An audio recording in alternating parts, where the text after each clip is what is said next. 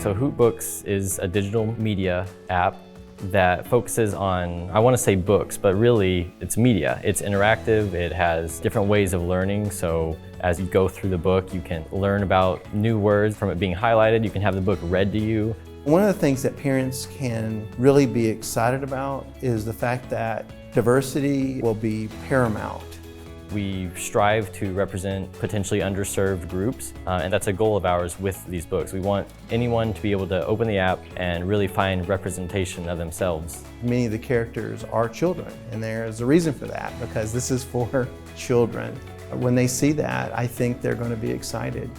They'll see maybe themselves in the characters as well. Kids these days really are entrenched on these iPads, these phones, these tablets, and you can either have your kid playing a game on the tablets, or you can have them feel like they're playing a game while actually learning in the process, and that's what Hoot strives to accomplish.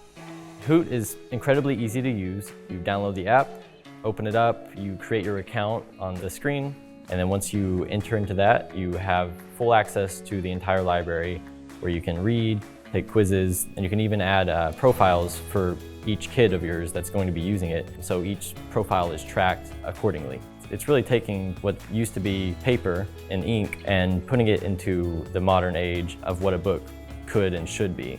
Hoot's target audience is emerging readers. We're really leaning into targeting different learning modalities for each of these pieces of content. A lot of kids, if they're reading a physical book, might be limited by their own reading comprehension or their ability to sound out words or hear how things are said. With Hoot, if you need assistance in hearing a book or reading a book, we have technology in place that assists with that. So a kid that isn't able to fully read on their own yet can click a button to have a narrator read for them, so they're still able to engage with that content on their own.